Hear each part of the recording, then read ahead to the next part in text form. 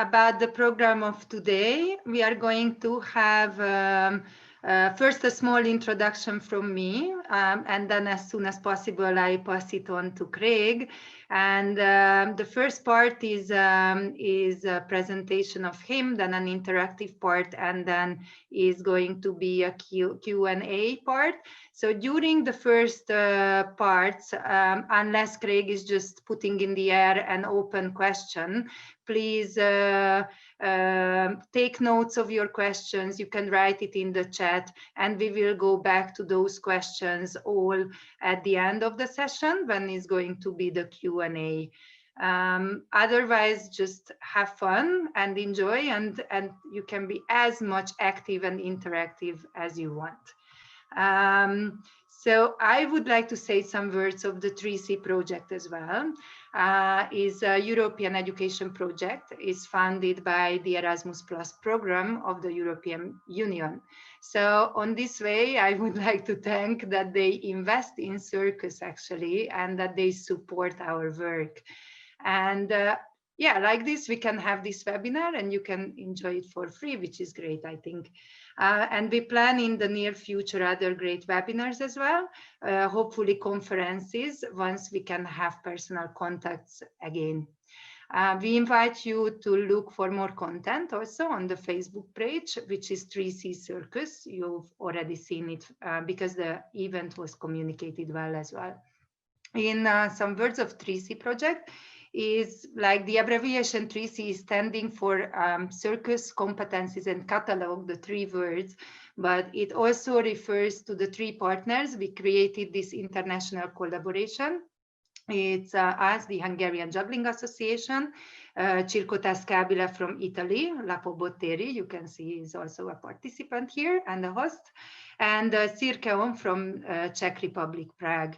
A very important objective of this project is also to create circus pedagogy book and course in our national language. So those people who cannot read in English or in Spanish, they can have access to circus pedagogy. And another important thing is to promote the circus methods to the non-circus audience. So these wonderful concepts like functional juggling could be used in social sector, health sector, and educational sector. Coming back to the topic of today's webinar, I'm so happy to have with us Craig Quat, among the experts of the project as well. And I'm very thankful that in those months last year when I was designing this project, he has been 4 months in Hungary, so we could find out common goals together, such as like publishing a book. He could write about functional juggling. And now this webinar as well, to spread and share all those knowledge he has in his head. So I think it's really the time to invite Craig. So Craig, I would like to give the floor to you, and thanks a lot for being with us, and have a nice 90 minutes, everybody. Thank you, Veronika. All right, so now I can see you guys and you can see me. Hello, I'm Craig Quat. Welcome to the Introduction to Functional Juggling. Yeah! I was actually sitting here listening to a lot of you guys introduce yourselves, and it's crazy how many of you I've met in person. Like, it's been quite a journey to get here, and I'm really grateful that you've all chosen to be here to share this time with us. We have a lot of information to cover. The intention of this class, of these 3 seminars, is to sort of prepare people for the publication of the book, which has already been mentioned. It's coming out in January. I don't have an exact date yet, but I'm shooting for the 23rd. Right now, it's being translated into Spanish, and we are completing the illustrations, but it will be released in January. Also, it's going to be an online document, so it's going to be live-in. So when it comes out, it's going to have illustrations, but in the future, we plan to embed like video links to have like visual learning as well, because it's something that it's very technical in its theory, but in its application, it's intended to be playful. So the purpose of today's seminar is to give an overview, the key concepts, because on the surface of functional juggling, it seems so playful, and that is the idea, that is the goal. But underneath that, there's a lot of theory about, because we need to deconstruct a lot of the ideas we've had before, and we need to reconstruct some new ones. Cool. What else can I say? It's just so nice to see all these faces. That's I'm gonna just go into it though. Are we ready? We're ready, yeah? Cool. Some class notes just to start. So there is lots of information and there is a limited amount of time. I'm also new to presenting in this way. It's difficult for me to learn new ways to sort of feel connected and engage with my students as I'm sharing. So bear with me a little bit there. We are going to move pretty fast through some of the things, so it's not important if you grasp all the ideas, because it's intended as an overview, not as a training. And understanding occurs in layers, and emphasis is on the theory is on the application of the theory, not on the background. So in the seminars, we use the theory to kind of get to our endpoint, to kind of have this new relationship with juggling. But once you're there, you don't really need the theory so much, unless you plan on being like, you know, a really specified facilitator. So don't be overwhelmed by some of the new language, by some of the new framing of ideas. It takes time to sort of to settle. So this is why I say it's a learning process that happens in layers. The focus of today's seminar is going to be on the theory more abstractly. And then in the next seminar, we're going to be talking about the facilitation and how we apply it specifically with the Quat props apparatus of the Juggle Board. The underlying concepts are technical. I said this. Applications are intended to be playful. Do not forget, this is the most important part, because what I'm going to share with you today, it's going to seem like it's all science-based and it's all detached from emotion, but it really is intended in its application to be playful. The better we can learn to understand these concepts intuitively, the more we can share them. So there's sort of two elements to the functional juggling.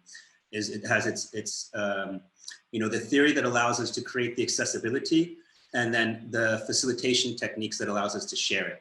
So today's more about the concepts that allow us to create it. And then next session will be about sharing. And as I said before, digital presentations are still new to me and I'm learning to adapt. Thank you all for your patience and being part of this learning process with me. And I very much appreciate you all being here. Thank you. Let's begin. Many beginnings. Here we go, functional juggling. In the context of functional juggling, we will be applying a formula of solutions about juggling to the transformation of its expression. What determines something about juggling to be functional or not is based on the intention of its interaction and not that of its design. 1 second, I need to minimize this, like it's blocking my view. Excuse me. There we go. Okay, back on, nice. Okay, interactions with juggling are considered to be functional whenever there is an intention to develop something other than the expression of juggling itself. So this is the first question we always get. What is functional juggling? And a lot of people assume that functional juggling is about the props. They focus on the end product, but functional juggling really is just a word to describe an intention of juggling.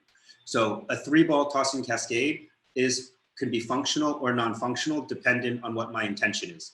If my goal is to use it to rehabilitate someone who has experienced some injury, then it's functional. If my goal is to use it just to express the juggling itself, then it's juggling.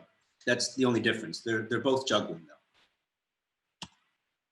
though. It is not correct to think of functional juggling as being something other than juggling, because functional juggling is juggling, only with slightly different expectations for its outcomes. The modified and adaptive representations of functional juggling most commonly associated with its facilitation do not in fact hold any real relevance to the meaning of its terminology, which is what I had just said before. It's just that it's not the props that determine functional juggling, it's the intention. And in the context of functional juggling, because we're focused on accessibility and inclusivity, our props end up being very distinctive and closely associated with the terminology itself. But the idea is to sort of destroy this notion in general that juggling pertains to certain expressions. It's more about its experience, which I'm going to talk about more later. Yeah, cool. Functional juggling. So the first thing we have to do, if we want to make juggling accessible for everyone, right? If this is our goal, we have to know what it is that we're trying to share. And it's not, you would think that would be sort of a simple question. Oh, we want to share juggling, but what is juggling? What does it mean to juggle? And when you start to ask this question to different people, you get a lot of different answers. And I'm someone who's been fortunate enough to travel to a lot of different places and interact with jugglers and hear their interpretations of juggling. And there is no one, there is only many. So the first thing we have to do is establish what it is, but we have a lot of cultural barriers. And I think for those of you who know me or are familiar with the industry itself, you know what I'm talking about. Because I don't believe that juggling was ever inaccessible for anyone. I believe that juggling has always been accessible for everyone. I believe it is the culture or the misunderstanding of juggling that has caused it to become so inaccessible. And I hope by the end of this class, you'll feel more that way about it too. So we have a definition. It's not really a definition, it's more a formula. It's a solution. The goal of this description is to figure out what is the minimum amount of sensory stimulation that I need to produce to trigger the state of mind that we recognize as being juggling. Should I say this again? I don't know if I can. But what's an easier way to say it is that we want to figure out what it means to experience juggling, not what it means to express juggling. And this is where we feel the conversation gets lost. It's the obsession over the expression and the debate over the expression that holds juggling back. If we can focus on it more internally, as how does our external relationship with space and time affect our internal experience, and then we can apply that solution to all the existing cultural forms of juggling that we recognize already. And you will find that this simple equation, a managed anti-entropic sequence of orbital events harmonized by space and time, it captures that experience. And this is going to end up being the formula that we use to create new forms of juggling with. This is what makes it so easy for us. It's not intended to make sense now. It's something that we have to sort of break down and look at through application. But the description in general can be broken down into 4 parts. And I just want to point them out for us now. So the first part is a managed. The formulas of juggling appear all around us in nature. However, we only recognize them as being juggling once they are able to be experienced as an extension of oneself. So in order to be experienced, something has to be managed. This is pretty obvious, but you know, it's a formula solution. Number 2, anti-entropic sequence. This is a fancy way of saying a structured pattern of events that repeats itself. The term anti-entropic is used because it describes an element of our sensory relationship with space and time. So entropy is our linear sense of time. It's constant change in space, right? And our reference to that change in space is what gives us our sense of linear time. But time, like space, is also a dimension. And we just consciously process it linear. It's not the reality of time. So we are not able to escape from this condition because of our sensory relationship with it, but we can distort it. And that's what an anti-entropic sequence does. An anti-entropic sequence is just a repetitive series of motions. So like right, left, right, left, right, left, right, left. And what that does is because it repeats itself, it reduces my ability to reference change in space over time. So it starts to distort my relationship with linear time. And these are things that we see in many other forms of artistic and self-expression as well, like music and dance. We will talk more later. Number 3 is of orbital events. So in order to form a sequence of events, we need events to sequence with. And in the case of juggling, we describe these types of events as being orbital. Describing an event as orbital is another way of saying that it has a start point, which is the same as its end point. The difference between a linear event and an orbital event is an event that continues in one direction and an event that returns to its original position. And a juggling throw is a really classical example of an orbital event. Planets circling the sun are orbital events, but there's many other things. Anything that has a frequency, is going to create an orbital event. And it's important that we use that particular type of event in order to create the conditions of juggling. And then the 4th one is harmonized by space and time. One of the more unique things we can say about juggling is that its tempo or frequency of action is not determined by a juggler, but rather by the relationship that a juggler forms with the juggle-in. In order to experience juggling, one must learn to process and adjust to its constantly changing flows of sensory feedback information. And by this, so this is an attempt to describe more of the sensory relationship that is required for us to trigger the state of mind that is juggling. And it's the difference between, it's how we communicate with space. So traditional sport, I like to use an example of classical sport. In classical sport, the goal is usually to hit the hardest, to run the fastest, you know, to jump the highest. It's a release of energy. It is an outward release of energy that creates an imbalanced dialogue with space. I am putting more information into space than I am processing from it in that situation. But with juggling, with music, with things that require us to harmonize with their information, I throw the ball up, I put information into space, and when the ball comes back to me, it gives information back to me about that space. And it's my ability to harmonize with that information that determines whether or not I'm going to be successful. Let me go back 1 second. So just to summarize this is a lot of information, and it should be overwhelming. If this is the first time you're seeing it, don't be intimidated. All of this is going to have very simple, playful application. Okay. So if we're not going to define juggling by its action, then we need to figure out, or we need to separate. The first step in applying this formula is separating the expressions of juggling from the experiences of juggling and understanding what the difference is. So an expression of juggling is the action or the means that I use to produce it. I can throw a ball, I can bounce a ball, I can spin a club, you know, I can juggle rings. But in all of these examples you can see at the bottom here, all of these jugglers are doing a cascade. They are all experiencing the cascade. They are experiencing it at different frequencies and with different forms of expression, but they are experiencing the same relationship with space and time in terms of how their brain is processing all the information. And whereas the experience of juggling, so what's important to understand, and this is going to help us with the adaptation, is an expression can always be adapted. The expression can always be modified. We are not committed to any action. We are not committed to any prop.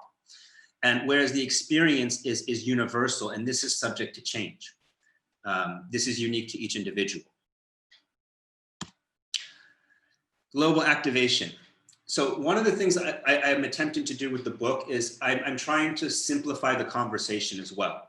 You know, there's a lot of different areas we can go off to and talk about, like the benefits, for example. I've spent a lot of my life explaining the benefits of juggling to people, and I don't feel that is as important anymore, or I feel like it takes so much time. The benefits are obvious. We know what they are, you know? So I'm trying to do is simplify the conversation for all of us. And one of the ways I found is with this term, global activation, is to sort of concentrate the conversation about what are the impacts of juggling around its stimulation of global activation, because global activation is an observable state of mind in the brain. And we are aware that certain activities in particular are very good at producing it. Music, dance, and juggling are sort of the holy trinity of how to stimulate global activation. And it's why we need them in education.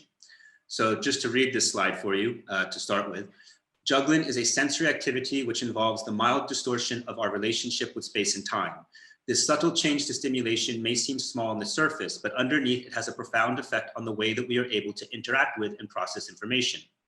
This altered state of mind can be recognized by its hyper yet fluid states of communication and is what we refer to as global activation. Under such conditions, we observe cross-regional communications taking place all over the brain at the same time. This is also something we recognize as being part of a flow state or meditation. So global activation essentially is the outcome of the formula solution, a managed anti-entropic sequence of orbital events harmonized by space and time. Because that formula solution is what allows my brain to detach from its linear sense of time, the same way it does when I sleep. When we go to sleep, we enter a state of subconsciousness, and time as a linear concept no longer exists. In this state of mind, your brain is able to harmonize signals so that it can clean. That's what we do when we sleep. Our brain flushes out the system and it harmonizes. It's in synchronous signaling. So juggling is another way that it's a vehicle. It's a means by which we can distort our relationship with sensory time enough that it creates this space that our brain is then able to process in a way that we can't do when we're consciously aware of our location in time. Because when we're consciously aware of our position in time, then we can have intention. Then we can have self-reflection in the moment. This is not a sense of presence. But it goes beyond just these sort of like social emotional benefits and values. It literally changes the way that your brain is processing information. And that, I think, if we focus the conversation on that, and if we connect that relationship that juggling produces to the science and the cultural acceptance of the benefits that music produces. I think it simplifies the conversation and it speeds up our ability to cooperate with new communities. Accessibility. So this is something that I find to be one of the most beautiful things about juggling, or in my process of research, and it's when I discovered this about juggling that sort of like made it unquestionable to me whether or not juggling was something that needed to be promoted. And this is a really interesting thing because the overall cognitive impacts of learning to juggle are not necessarily associated with the development of its skill level. The cognitive impacts of learning to juggle are correlated to the amount of time a person spends engaged with the activity. If you experience juggling for 1 hour, then you receive 1 hour of its benefits, regardless of personal skill or ability. So what this means is that juggling doesn't affect you personally based off your level of skill compared to somebody else. It's relative to your own experience because it's the result of a state of mind. It's not the result of an action. When you observe the growth, the brain growth from someone experiencing juggling, obviously you see enhanced motor control connectivity, but you see so much other growth taking place around that that's not related to the motor control function. And that's the result of the experience itself. And this is why things like meditation and yoga are so universally accepted and so easily applied in therapeutic settings, because the outcome, the result for the participant it's relative to how much time they spend engaged in that state of mind. And this is something that means that juggling is accessible beyond just the transformation of its physical expression alone. It's universal. The problem with the accessibility in the case of traditional toss juggling, or as we culturally recognize it now, is that when we define it in classical terms of throwing and catching, it has a limited accessibility because the level of technique it requires to access the initial experience. So a person has to try and fail and try and fail and try and fail before they ever get the reward, which makes it inaccessible. But the reality of its accessibility is the person just has to experience the state of mind and they will receive the benefit. And the benefits, I'm sure many of you are already aware or have your suspicions, and you're free to research those, but that's something like I'm really trying to move away from now with my presentations. So I don't want to disappoint anyone who's really hoping me to talk about the benefits, because I know people love that. Apologies. Okay, let me get back on track here. Give me a second to take some water or coffee.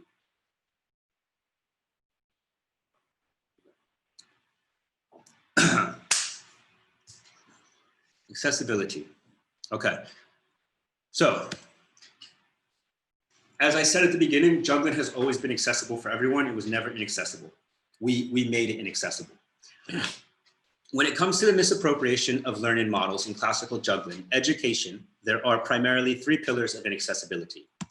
Number 1, how we choose to define the outcome of its experiences. Juggling is not the condition of its action. Its outcomes reflect those of the relationships it allows us to form with space and time. What this means is that if we choose to define juggling as a specific action, then we inherently alienate anyone who doesn't have that capacity. So from the start, if you can't throw and catch, you're not part of the club. Number 2, where we choose to determine the start point of its activity. Typically, the start point of most juggling lessons is a 3-ball tossing cascade. There is no particular reason why we must begin to learn to juggle using this activity. However, at some point in our cultural history, it did become the standard model of most educational practices. And if you, this is something that I think many of us have observed, that when you say, oh, even your students, like, oh, I don't know how to juggle yet. And then you see them playing with 1 and 2 objects, and you see them juggling, but they don't think they're jugglers because they can't do the 3-ball tossing cascade. This is something which I think is a really simple thing for us to fix, and it sort of confuses me why we insist on this technique. For me, this would be equivalent, like in music, if the first instrument everyone had to learn was the violin, as opposed to something that was more accessible. We are creating a level of entry that is so high above what it actually needs to be for people to begin to engage with the experience, right? And then number 3, the model of learning we apply to develop its capacity. And this is where the bulk of my contributions come into play, like where I'm really starting to add material. So the classical model of learning to juggle uses a process known as scaffolding. It works by taking the outcome of a goal, let's say the ability to jump 1 meter high, and divides it up into smaller goals, which then follow a linear path of progression from point A start to point B finish. In traditional toss juggling, when we teach the 3-ball cascade, this is applied as beginning with 1 ball, then thrown with 2 balls, and then thrown with 3 balls. It's a classic example of scaffolding, and scaffolding itself is a really good, effective means of teaching in certain situations. So although this works well for developing linear capacities, like increasing the height of the jump, it is not the most appropriate way to teach someone to juggle. And the reason this is because scaffolding requires, scaffolding requires the experience of its activity as part of its own learning process. If I'm not able to experience the activity as I'm learning it, then scaffolding doesn't work because it's based off feedback. It's based off responding and learning from information. When I try to traditional toss juggle, if I don't do it, I drop. So there's a gap. I'm not able to experience and get the sensory feedback information I need in order to apply scaffolding in that way. So determining the values of juggling's experience based on the products of its personal expression is not only wrong, but also discriminatory. Obviously, if we choose to limit the possible forms of its expression and prevent the open exploration of its idea, then we should expect to see nothing less than the overall limitation of its accessibility. So I recognize that statements like this are quite strong, and these are the types of statements I make where I feel people can start to begin to feel threatened. And I want us to know that, like, yes, I am pointing out that it has been completely 100% our own fault, but that doesn't mean we are bad people.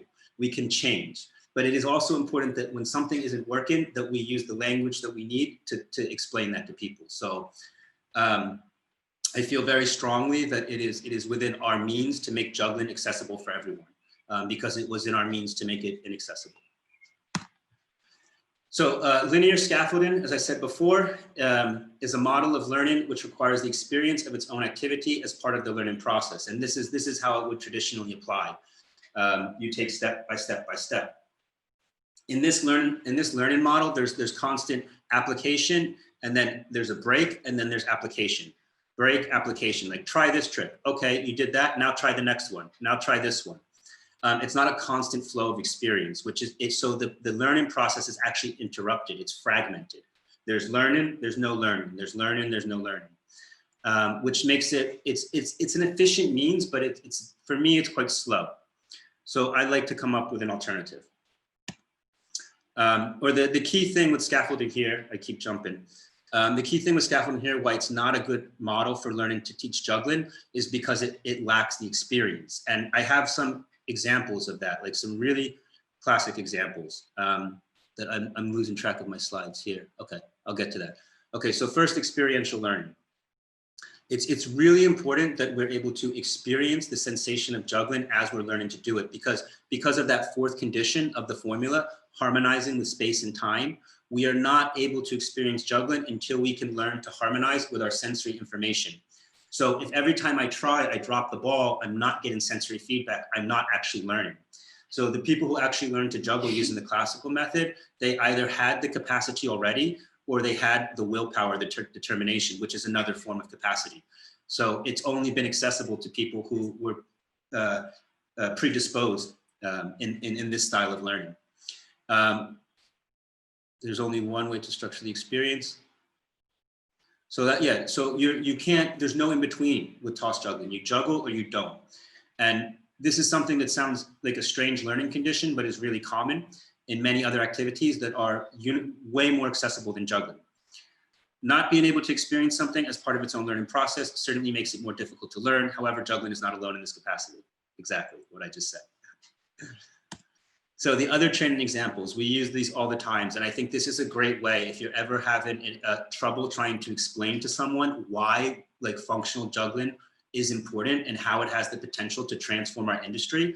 Think about what training wheels did for bicycles and think about what flotation devices did for swimming, right? Bicycling and swimming are two activities that a lot of people are able to do. If you had to learn how to ride a bicycle on your own, if the only way to learn how to ride a bicycle was by yourself and without any support structures, less people would ride bicycles. If you had to learn how to swim without any flotation or help of another person, more people would die and drown in accidents, right? So in both of these situations, the consequences are much more extreme than the failures of juggling. So, and I think this is why we neglected to apply these learning models to juggling, because there wasn't a physical risk. In these situations, these learning strategies were applied more for safety, and then they had a learning benefit, because when you use training wheels, you're able to have the experience of riding a bicycle. It's not 100%, it's not authentic, but your body starts to gain sensory feedback information, and it starts to communicate that information to your brain, and your brain starts to harmonize the information in the way that it needs to perform the task. And the same is true for swimming. So why shouldn't the same be true for juggling? We for some reason neglected this step. Okay, so maybe I need to take a little bit of a pause here because we're going to make a transition. Maybe this is a moment for me to sort of let you guys comment a little bit. Really mostly because I need a breath.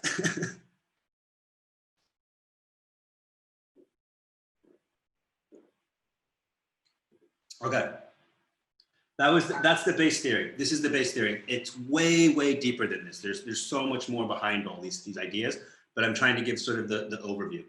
So in having a discussion about what causes juggling to be inaccessible, what is the formula that we can apply to access its experiences, we now need to sort of deconstruct the equation of all the possible relationships that I can form with space and time as someone who has a bilateral nervous system.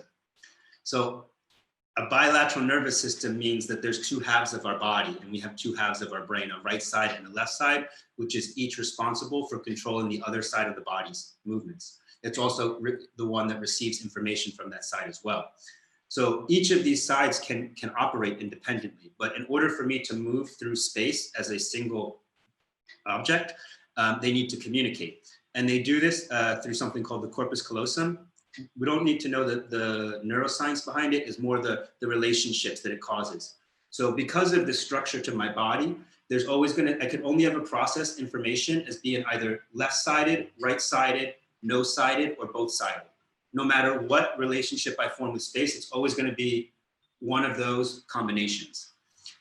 So what the theory of process formations attempts to do is it tries to calculate all of those relationships and to create a matrix-based equation that combines and formulates the total possible outcomes of our binary interactions with space and time. Again, I know this sounds crazy, and please stay with me because in the application, it's so much simpler than it sounds. But we really have to break down the exact elements of what we are experiencing if we want to be able to create juggling for everyone. So, because of our four-dimensional experience, there's only three universal conditions that my brain has to process in order to construct the environment of juggling. And that's the space, the time, and the signal. And because my body is bilateral, because I have a binary form, there's only going to be one of two possible outcomes for each of those conditions. Does that make sense? There's three conditions that relate to the formation of a juggling sequence or a juggling process in my brain. And of those three conditions, each has two possible outcomes because of the binary relationship of my brain. And they are, for space, we have lateral and bilateral. For time, we have synchronous and asynchronous. And for signal, we have associated or dissociated. So I'm going to start now breaking this down. And you guys have objects with you. You were told to have some objects with you. And I'm not going to, at this point, I'm not going to stop. This isn't like an activity where we stop. There will be one like that at the end. Right now, I just want you to have them so you can sort of try out these sensations and relate the sensation to the information I'm giving you, right? So for space, there's two conditions, lateral and bilateral. The obvious and the easy condition is lateral. If I have an object in my hand and I throw it straight up and down, this is a lateral sequence. The information about the ball travels up to the left side of my brain. It's processed and then it travels back down. There's not a need for this side of my brain to communicate information to the other. Clear? So if you throw a ball up and down, you're only communicating with one hemisphere of your brain, right? The alternative to that, the alternative relationship with space is to have a bilateral one. And in order to do that, information has to travel from one side of my brain into the other. And that happens every time I exchange an object back and forth. So passing that object back and forth now, as you see it travel through space, that's a literal illustration of what the information inside your brain is doing as well. It's traveling from one side into the other because the other side of the body needs that information in order to make the catch. there are 3 ways that we can trigger a bilateral relationship with space using juggling, or using the geometries of juggling. So the first one, as I mentioned, is motion of objects. Anytime an object passes from one side to the other, information is being exchanged as well. The other one is location of events. So I have an example here, it should be illustrated. So a cascade is a classic example of exchanging objects from one side to the other. As each of those objects exchange, information about them is passed back and forth inside of the brain as well. The second example is location of events. In the second illustration, you see that the juggler, can I pause this guy? Yeah. In the second example, you can see, whoa, fuck, lo siento. I'm just gonna let it play. In the second example, you see that the juggler keeps crossing their arms. So they're throwing a ball, it's actually a lateral throw to the same hand, but they're catching it on the opposite side of their body. The sensory information I have about this side of my body is contained in this side of my brain, on the right side of my brain. So anytime the right side of my body wants to access that space, it needs to receive information about it. So when we make these bilateral motions, we're encouraging communication, but sort of in the opposite direction that we do when we cross the object. So here the information is being sent, and when I cross, it's more that information is being requested, but it's still causing bilateral communication to occur. And then the third relationship of, the third form of bilateral sequencing is when we have asymmetric reflective geometry. So the box is an example of this, but another example I like to use is if I were to throw one object high and one object low, and then reverse that. So the other object is high and then the other object is low. This asymmetric symmetry, it causes my brain to do a comparative analysis over time. So it looks at the 2 images and it tries to make them equal. So it actually causes a lot of communication to occur. It's the hardest one to sort of figure out though. So you can actually have bilateral sequences that cause bilateral communication using a lateral motion in that sense. And then all 3 of these conditions can actually be combined. And this is what gives us this sort of classical famous example of Mills mess. You know, and Mills mess is one of those patterns with when you have students who are learning to juggle or they're developing with their juggling. I found that when a student learns Mills mess, they tend to accelerate afterwards. Like they have an explosion of learning that occurs afterwards. Because Mills mess is a pattern that combines all 3 bilateral sequencing potentials. Every object changes hands, every arm crosses from lateral to bilateral, and the sequence is asymmetrically reflected because it's 3 beats to one side of the body, followed by 3 more beats to the other side of the body. This is why Mills mess is so difficult for students to learn, because it's requiring them to process all 3 conditions of bilateral sequencing simultaneously. And if you can get a person to do this activity, you can really open up their minds to do a lot more. So now the application comes. So I want you to have your 2 objects ready with you so we can just do these and start to understand. Or no, wait, I'm sorry, I lied. I'm gonna give you the examples first, but we're gonna start to move a little bit faster through this.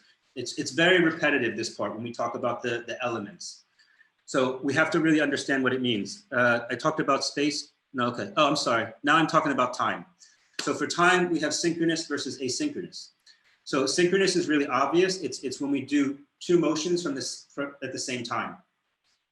And then asynchronous is when they alternate. But there's a difference in how much information my brain has to communicate for each of these examples. When my timing is synchronous, what the brain is able to do, it's able to consolidate the signal, it's able to consolidate the information from both sides and communicate it as a single signal. So there's less information for me to process. Whereas when asynchronous, I have to split that signal in 2. And then in addition to that, there needs to be constant communication between both sides because as one hand is throwing, it needs to know where the other hand is in time. It needs to know where its location is in time the entire time. So going from synchronous to asynchronous is a really big step. You are increasing the amount of bilateral sequencing communication that is needed dramatically, which is why it is always best to start learning juggling with synchronous sequences because it engages both sides of the body and it requires a lot less complexity for processing. You can play synchronous patterns with 3-year-olds, no problem. And then now we get the condition of signal. And this is the one that is a little bit more abstract, or not abstract, but it's less relevant to our theory of process informations, or as we construct the theory, because signal describes is basically, it can be thought of as the technique or the action. The signal is the motor control movement that I use to perform the task. So if I use an action of this here, there's a particular signal in my brain that relates to that motor control function. And if I use the same action on both sides, my brain relates the same signal for both motions. So it's a simpler equation. Whereas if I use different motions on both sides, let's say one hand is holding the ball with the back and one hand is holding the front, now my brain has to use two different motor control signals to perform both of those tasks. This creates a requirement that we sequence information more accurately, because unlike associated signals, they won't interfere with each other. But dissociated signals can cause interruption, which is why when you see people trying to do dissociated tasks, often you watch them freeze, like in the middle, because the information got mixed up, is a way to think about it.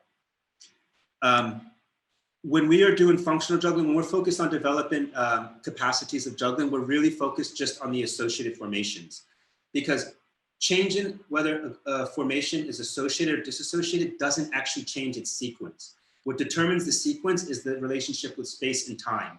Associated just changes the relationship between the sides. So we tend to focus on the theory of process formation. We assume it's associated, because any activity that is associated can easily be transformed into dissociated just by changing either the object, one of the objects, or one of the movements. So if you have two objects in your hand now, like you can try that. You can throw two objects up and catch them that are the same, and then you can change and try to throw two objects that are not the same. And you will notice that each side of your body has to process a different signal of information.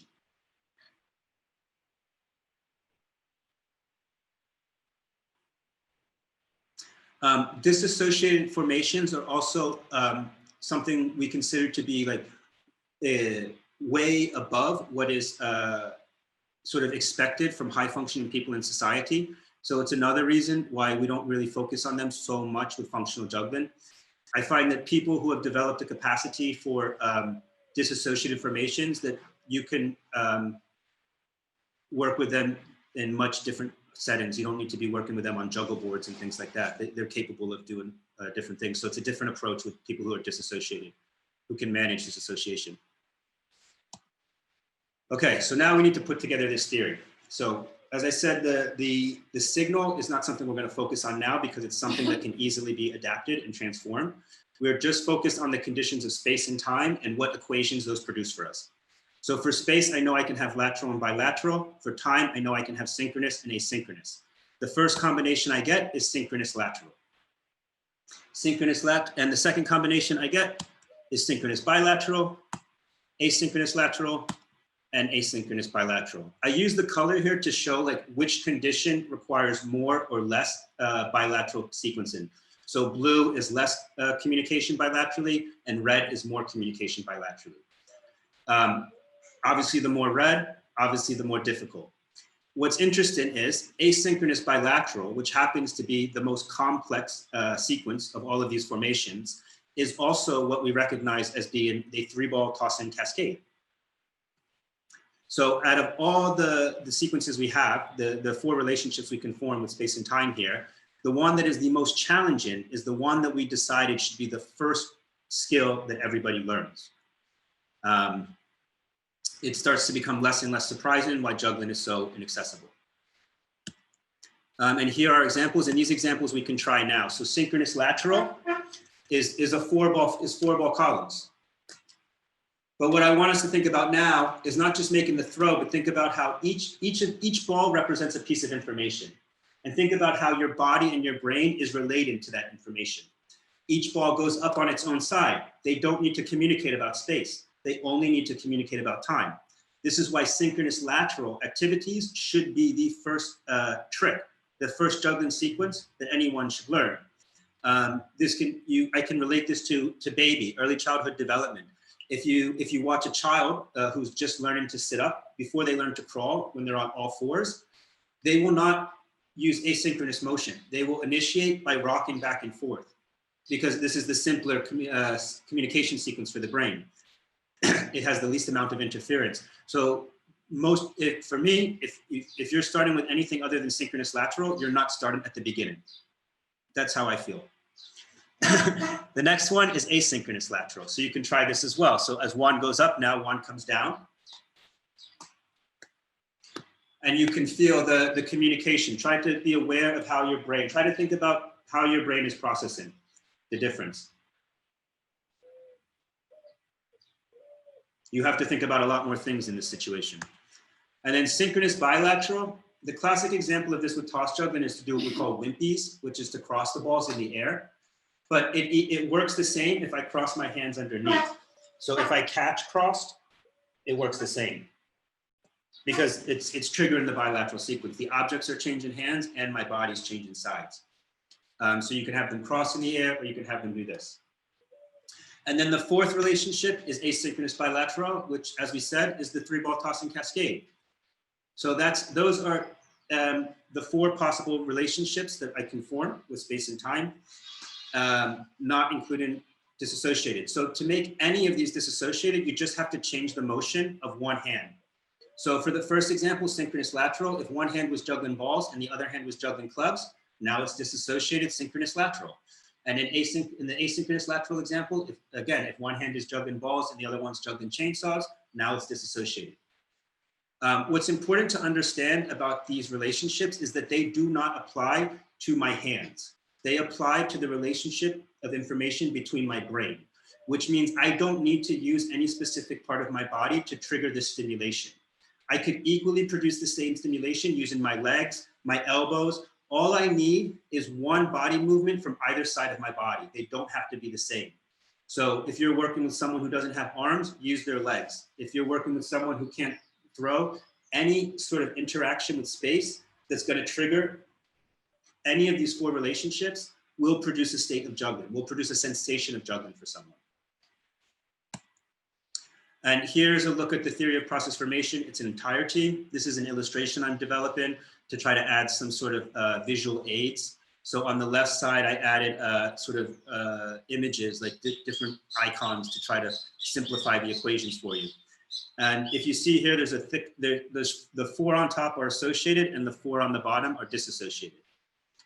But if you try to analyze juggling externally by its tricks, by its combination of tricks, you will see that there's thousands, there's endless, there's thousands of different side swap patterns we can do, and it makes us think that, oh wow, juggling is full of all of this material, all of these different things that I can do. When in reality, no matter what trick you do with juggling, it is always going to be an expression of one of these 8 relationships. We as binary beings in 4-dimensional space-time are not able to have any other relationship than these 8. So rather than think about juggling in terms of its external expression, we can now think of it in terms of the relationships it allows us to form with space and time. I think that is awesome. I need another pause. How are we doing, Lapo? How you doing, Lapo? How's Lapo doing? How am I on time? Oh man, I'm running out of time. Okay, we gotta move. I want to leave time for Q&A, like that's my goal. My goal is that, but this is my first time making this presentation, so I apologize if we don't have so much time for Q&A. Okay, so the process formations describes the possible relationships we can create with space and time, and now we need to create something that we call a spatial sequencing map that allows us to apply those relationships. So in order to form a relationship with juggling, I only actually need one point in space and an orbital event, because someone with one hand can juggle, right? But what we're interested in doing is creating a system of interaction that allows us to interact with, that allows us to facilitate the entire spectrum of my potential sequencing relationships with space and time. So to do that, we use something called a spatial sequencing map. And all that does is it just identifies 5 points in space that I'm supposed to interact with. And then we create a system of notation that tells us how to interact with those 5 points. In doing so, it allows us to facilitate all of the possible relationships that we described from the theory of process formations. So spatial sequencing maps are not intended to indicate where and when our interactions with space will occur, but they do determine, and they and they do not determine anything about the manner, but they do not determine anything about the manner in which they must be performed. Meaning it's telling you where and when, but not how. And that's the important part. It means that we can create juggling. So when I meet someone and they show me what they can do, all I have to do is take that movement and plug it into this system, and I have juggling with them. So most commonly for facilitation, we tend to work with single axis at a time, but these points are not they're not restricted. You just need the 5 points. The only thing that's important is that one of the points is in the center, and then the other two are to either side, but it can be up and down, vertical, horizontal, and I have some examples for you here. With the x-axis in the first picture, we're interacting, our points of interaction are horizontal to our x-axis. In the y-axis example, I'm moving my hands up and down my body, but it's the same concept of points in space. And then the z-axis, I'm moving my hands forward and away from me, same concept, 5 points in space. And then in the mixed axis, we can just start putting these points anywhere we want. Okay, so the last condition we need to talk about in sort of this last formula is the relationships with time, the relationships that we form with time and how we form them. So all of these activities that we play, they can be played with and or without sensory feedback information from space or sensory motion from space. So what causes us to harmonize the juggling is when there's independent motion through space that we produce. So anytime an object's moving through space independently of me, and I am responsible for causing that motion, then I can create a harmonization with space and time. If I don't have motion through space, I can create expressions of juggling, but they will not be authentic experiences of juggling because they lack the sensory integration. So a static example is interactions. Okay, so a static example would be if here's a static example. Would be if I were to sort of place the balls here and then take them out. Because in this situation, it's up to me how much time I have. I can take this out whenever I want. I'm not forced to move in relationship to any sense of time. However, when an object is in motion, if it's rolling across the surface of a table, now I have a sense of time. So that's the thing that it takes. I think the more you play, the more intuitive this concept becomes between static and dynamic relationships with juggling. And I think what we're going to do now is get into some examples. The thing with static relationships with juggling is that's really where we start to add sort of the therapeutic functionality. It's where we start to integrate other objects because we can mix static and dynamic relationships. So one of my movements could actually be intended as a therapeutic intervention, like to repeat a certain movement, whereas the other movement is just to stimulate the sense of juggling to encourage the person to keep moving. So this is an application of the theory. So everything I just talked about now, I'm going to sort of throw one of the videos I have at you from a seminar I did in Mexico. At the end of my seminars, we go through a process where all the students have to create their own forms of juggling. So here's a video of some of the things they came up with, and now I want you to watch it, thinking about the topics, the ideas we just talked about, and try to see if you can start to notice some of them.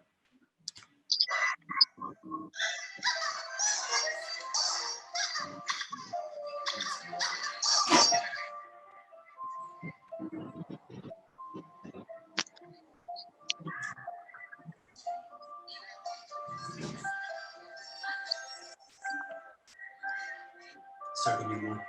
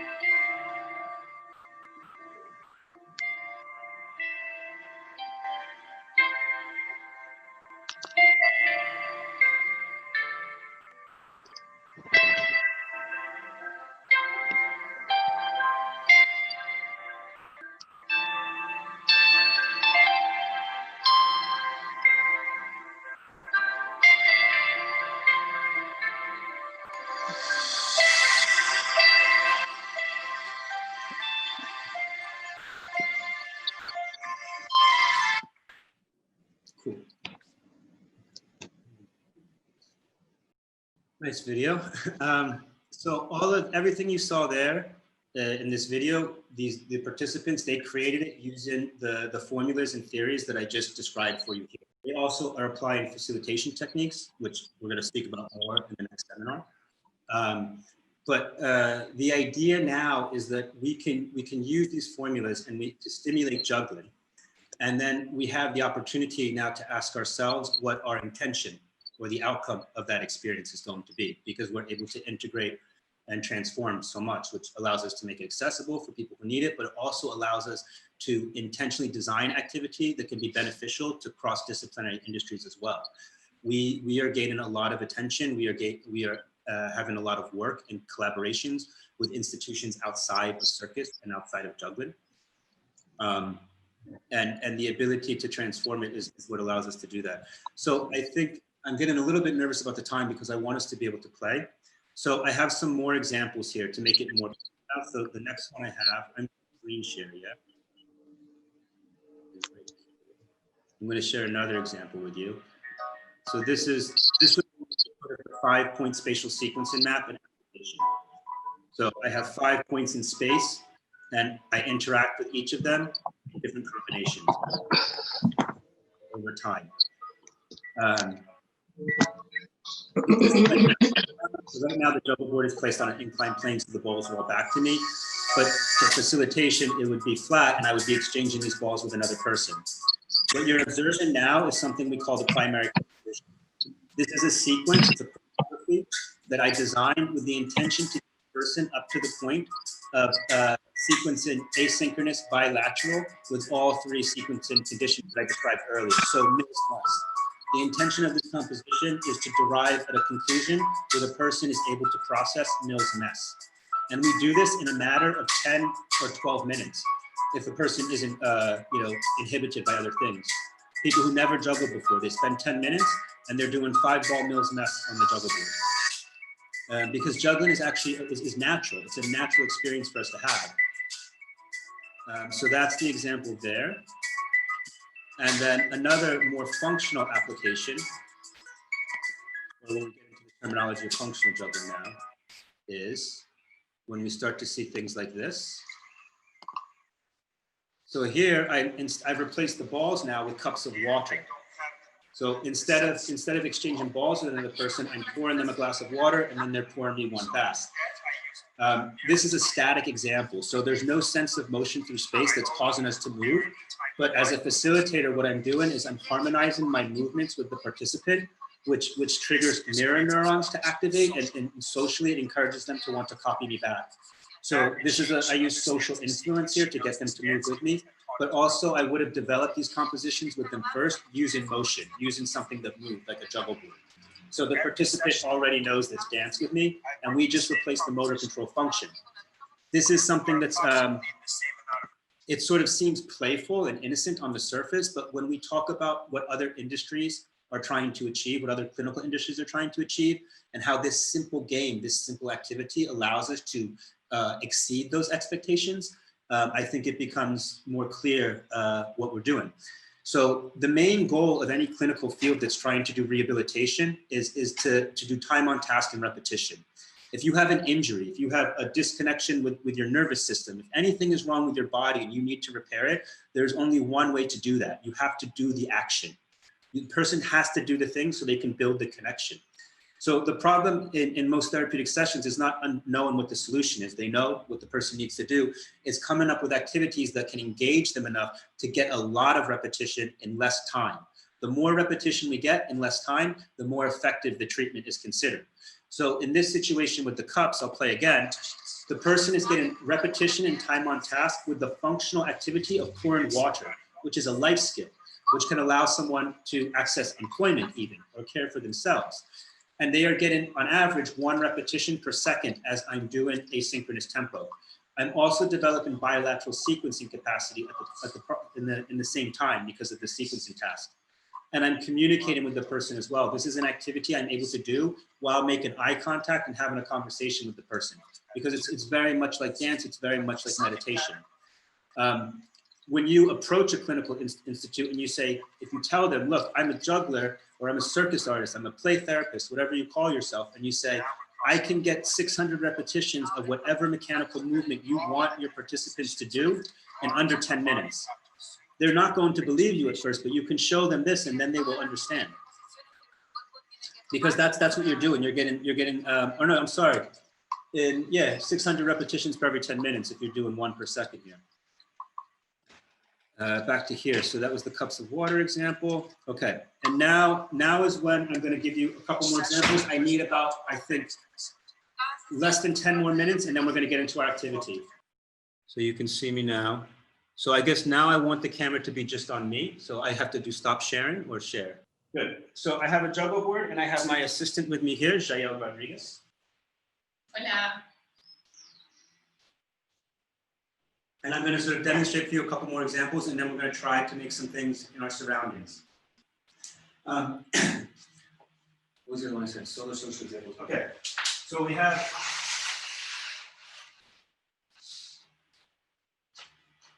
the idea with the therapeutic applications is to encourage social behavior or social interaction and time on task and repetition with whatever movement I desire.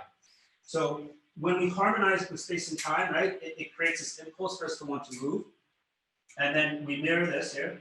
So this is a game that we might play as well. And now what we'll do is, this is a dynamic movement. I have the sense of time from the rolling of the ball. This is causing me to want to move. It's causing my brain to harmonize with its spatial information. Then I make a suggestion to my participant to contact my body. And now we're adding static interactions with dynamic interactions. And I can move the position of my hand. I can make eye contact. We can play silly games together. And this is developing social communication skills as well. From there, we can add in other objects for more dynamic rings we use sometimes as well. But I want to give you more of the real sort of functional applications. So it's literally any movement you want to integrate into juggling, you can. So an example we have here is we like to work with pens, because pens are such a critical object, you know, to the ability to write. And the motor control function for holding this object is pretty complex. So it requires repetition. So we start off with the ball on one side and the pen on the other, and we start to pass it. Now, if I want her to change her behavior, I just make a suggestion. And she will copy me. And now I can make a suggestion to write something. And usually if I change the line that I make, the person will just copy me. So it's not only that I'm able to get these type of activities through juggling, this type of repetition, and also a level of communication, I'm also able to do it non-verbally, which means that I can work with anyone, people who can process language or not. And I know one of the facilitators said they're still working on that, and it takes practice, it takes time, but a lot of this is intended to be able to be delivered non-verbally if necessary. It doesn't have to be, but that's one of the big impacts, is that juggling serves as its own language in this situation. You know, all of these sensations, it's its own form of communication. Another way to encourage or integrate just the sort of the cross-disciplinary applications is what I'm trying to highlight here, is it could be conditioning, for example. So we'll be opposite here, and we can add tension, and I can pull harder, and I can increase the tension for her as she plays. So she's getting time on task and repetition of changing hands, gripping, releasing, and experiencing tension, and I'm in complete control of how much tension, how much resistance she has. So if she's struggling, I can adapt in the moment. I don't have to wait to start over. So I'm constantly giving the student the exact level of challenge that they need, because I'm engaged in the activity with them. I'm experiencing it as well. You want to show the plank? Oh no, this one for the plank. Yes.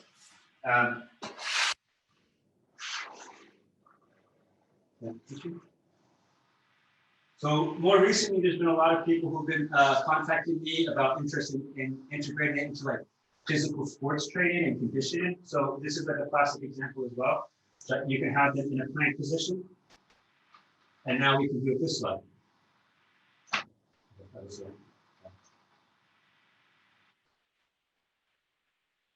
And I can control the speed as well. So if I want more or less, I'm in control constantly. Another example, the feet. As I said before, it doesn't have to be the hands. You can use anything. You need just two two body parts on either side.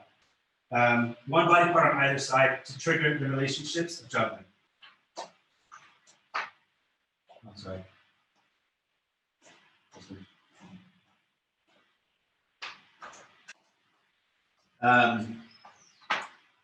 And then I have notes. Speech therapy. Another application is to integrate it. Anything you want repetition of can be integrated into functional juggling, because anytime we engage our motor control system in the process of learning, we learn better and we learn faster. This is because the motor cortex is the most central region of our brain. So anything that gets connected to that part of our brain is more easily shared with other parts of the brain. So whenever we can incorporate physical learning into cognitive learning as well, that's a great benefit. We could be doing math problems while we're doing this, or a classic example I have is with speech therapists. So like they would assign one side of the body to a certain sound and then another side of the body to the other. So like in Argentina, we have the sh, and what is the other one? So sh is left and is right. Sh, sh, sh, sh. And I'm getting time on task and repetition, and also integrated that new information into my motor cortex as my motor cortex is processing bilateral sequencing tasks. So that's a really, really fast way to get anyone to learn anything. The last example I want to talk about is something, it's sort of emotional and it's emotional benefits. So can you do Rival Cascade for me? Tres pelotas. En solo eso, en yo hago. Gracias.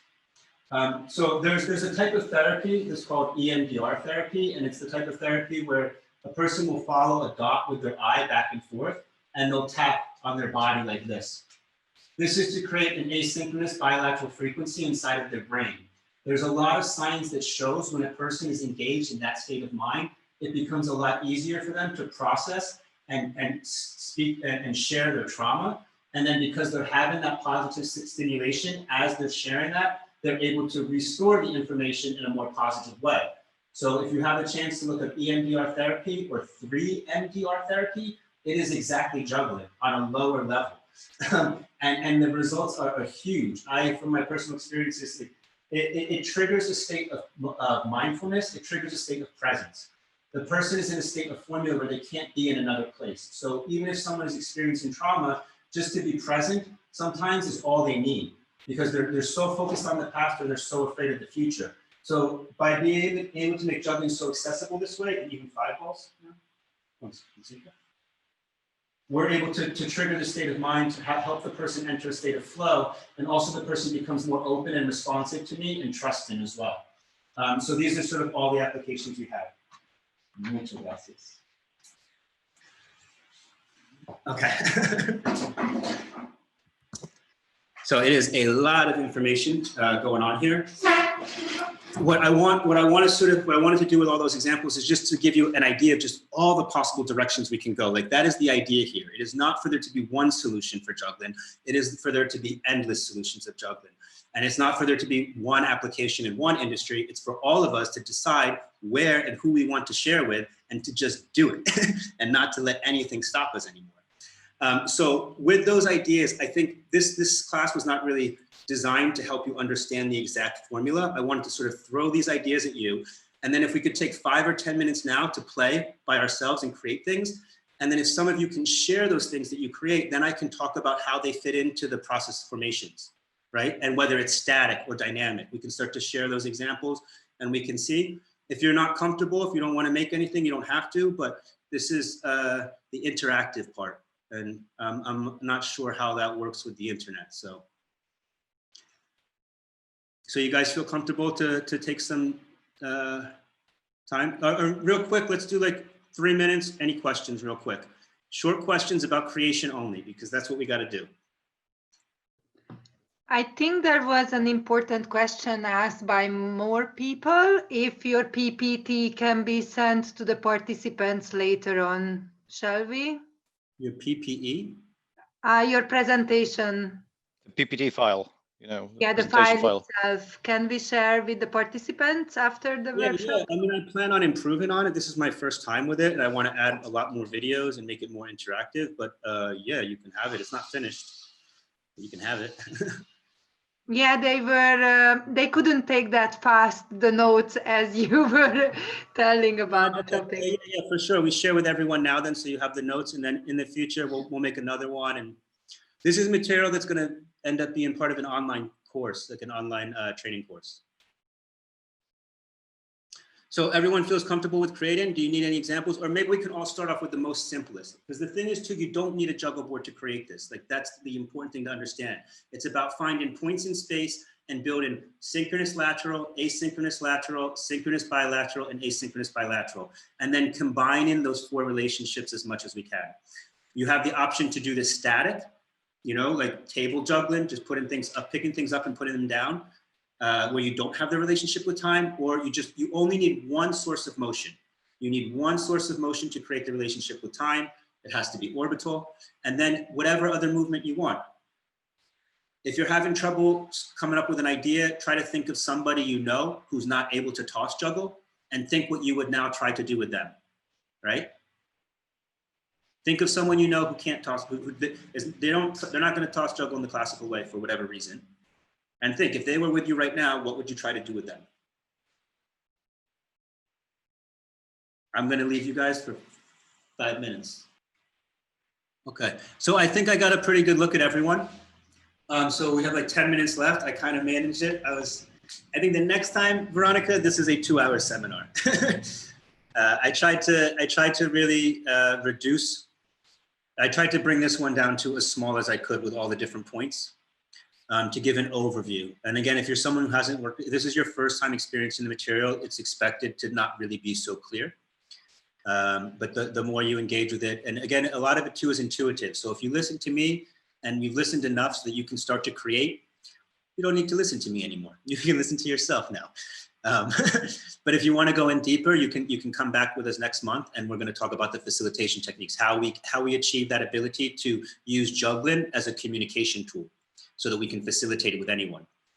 But now would be the time that we open up questions. If you want to keep playing, I don't mind watching people play. And if you have some questions, now we can do the Q&A. So thank you guys for being patient with me. I hope it went well.